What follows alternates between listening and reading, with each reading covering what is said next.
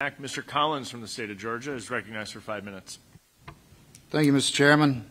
And I couldn't help but to notice you mentioned the Braves, but as being a good citizen of the 10th District, you know we have the Georgia Bulldogs that are back-to-back. Bulldogs. Maybe a three-peat, and you can mention that when you come back in the fall. Wait a minute now, I've got time going here. You know, folks, this is my first time being elected. I'm a freshman in Congress, but I've spent many years in county politics as a county chairman.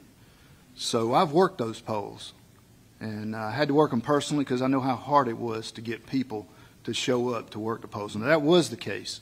Now, it's not anymore, but that was the case. And I want to focus on a couple of things that I don't think we've touched on too much today. And Mrs. Spakowski, I'd like to focus on cleaning up our voter rolls. And I don't know how much your knowledge of the Electronic Registration Information Center is, but that's kind of what I want to hit on right now, because at least 7 states have pulled out of this this electronic registration to so-called improve our voter rolls. Do you see any concerns with ERIC? Yes, in fact, I published a paper some months ago pointing out many of the problems with ERIC.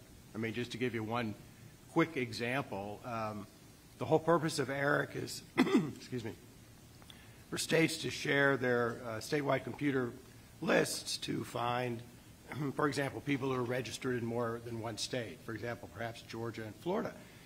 But as we talked about before, excuse me, being a citizen is a requirement, and yet the ERIC membership agreement bars states when they're providing their statewide voter list and their DMV lists, which are also used to check this information, from providing any information that indicates the citizenship status of an individual. For example, who's got a driver's license.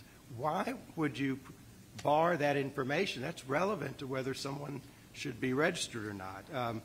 I understand why those states have pulled out. I believe they're working on an alternative, trying to set up an alternative that won't have some of these problems that ERIC has, and I encourage them to do that. Has the founder of ERIC previously shared information with outside resources? I'm sorry, what was that? Has the founder of ERIC, David Becker, has he been known to share information with outside election organizations? Well, in fact, that's another issue that the withdrawing states haven't been able to get a clear answer to, and that is whether their confidential voter registration information has been shared with third parties, particularly third parties that might be using it for partisan purposes. Would you agree with me that the highlight that's been put on voting today, it would be better to be decentralized and let local people like they used to go back and start cleaning up our voter rolls? I think states, there are many, many things states can do to clean up their voter rolls. The one thing that they can't do on their own is the state of Georgia doesn't have the ability to get information on its own of who might be registered in both Georgia and Florida without the cooperation of Florida. So some kind of agreement needs to be there for the sharing of data.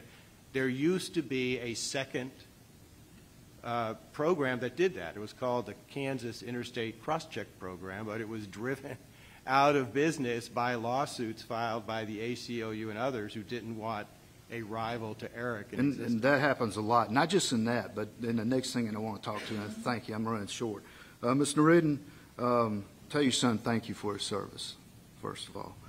Dominion machines. Georgia's got more than any other state in the union, I believe. Probably about 10,000. Is it cheaper to use Dominion machines or paper ballots?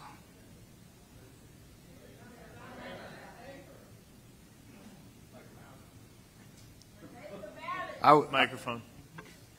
I would have to say it's probably 10 times more expensive to use those Dominion machines. As a small county, they only had one polling precinct until Mr. Spakowski clearly hit the nail on the head and we got sued and we had to open up more polling places, and we didn't get any more extra voters in the 2022 election than we did 2020.